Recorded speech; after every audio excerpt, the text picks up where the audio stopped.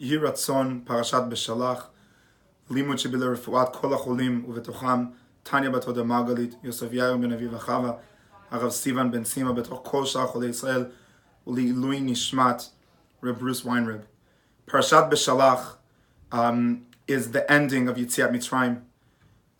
It went from the 10 Makot to Yam Suf, and the need for that is something to try and figure out and understand. But what I want to focus on is the moment after Kriyat Yam Suf.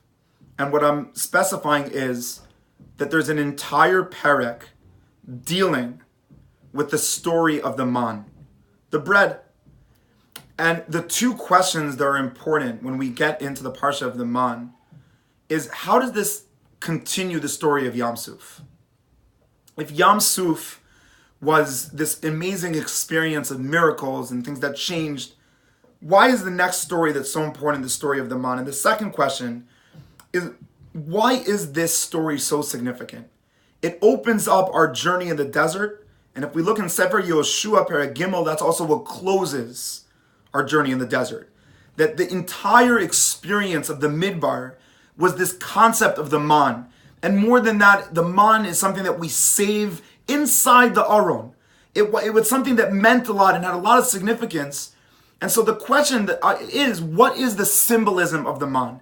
And if we could answer the second question, what is the symbolism of the man, then we'll be able to understand why is this so important immediately after Kriyat Yam Suf and Yetziat Mitzrayim. And so the Sfat Emet says in the year 1900, he says like this, B'parashat haman hineni mamtir lachem, I will bring down from you like rain, lechem min hashamayim.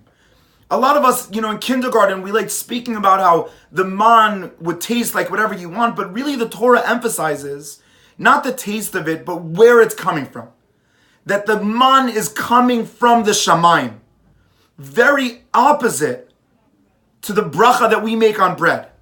The bracha we make on bread is the opposite of this pasuk. This pasuk says, Mamtir lachem lechem min hashamayim versus hamotzi lechem min haaretz.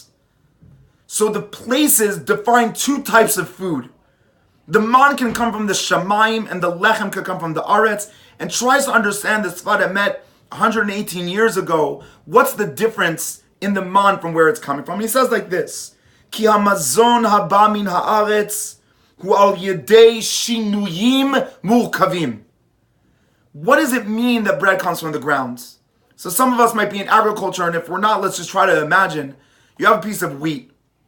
You walk over to it and you smash it and it becomes flour. And then you roast it and toast it and do all these different things and it becomes bread. What's important about the piece of wheat is that it needs to go through change. It needs to develop from A to B to C to D process. But the lechem min hashamayim, says the Sfat Emet, bli shinui. It comes, the way it is what you need. Doesn't need change, it doesn't need development, it's perfect. It's not imperfect. So the question goes back, what is the symbolism of the man? The symbolism of the man is to realize that before people have the ability to get complicated, they need to believe that in the essence, something is perfect. For example, I have the bracha with Reb Eli who's taking the video. We learned together about tefillah. And very often we're dealing with the experience of tefillah. People are asking you, why do we daven 3 times? Why do we daven in a shul? Why do we daven from a siddur? Why do we daven at specific times? They're very focused on the shinuyim, on the experience, on the challenge, on the difficulty. And my question to them is very simple. David HaMelech said, Ve'ani tefillati. Tefillah is not an experience, it's an essence. Or the way Rav Kook explains it, the tefillah is a constant yearning of the soul. It's not a siddur. Yes, we need the siddur, and we can explain that in a different time. But there's a difference between the essence and the experience. And the challenge that we have is that so often we make the experience the essence. And we forget to make the difference so that people can enjoy the experience. If I come over to my child and I say to them, Shabbat is about not using your Monopoly deal game, even though you could, but let's say whatever it is. And I'm telling you that Shabbat is not about turning on the lights. So I've given them all the shinuyim, but did I give them bli shinui, the essence, the goal, the matara, the why, the connection? Did I give them the essence or just the experience? And did I confuse them thinking that the experience might become the essence? So says Hashem, the most important thing in a person's life is lechem. But the first lechem we eat is without process. Because for people to have the energy to deal with the challenge, they need to adopt the feeling of connection to the source, to the root.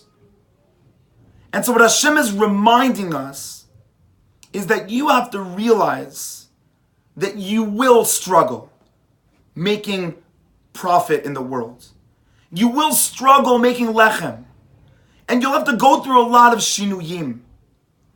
But in the world that we live in, so many of us are focused on the shinuyim of the world that we forget the bli shinui of our family. What does that mean?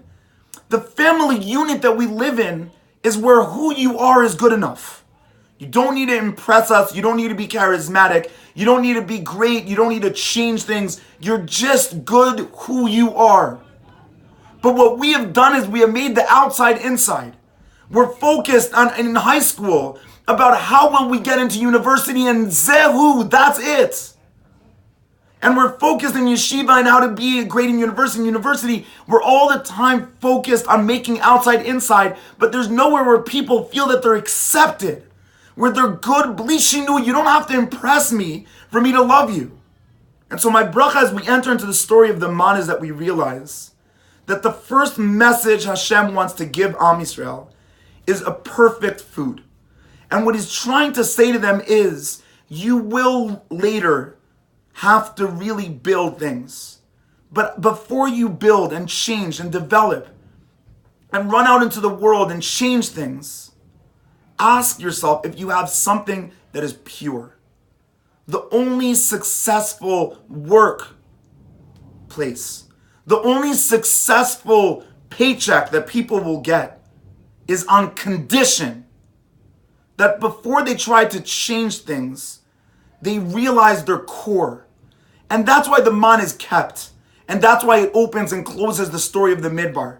Because what it's saying to Am Yisrael is, I don't want to give you restrictions.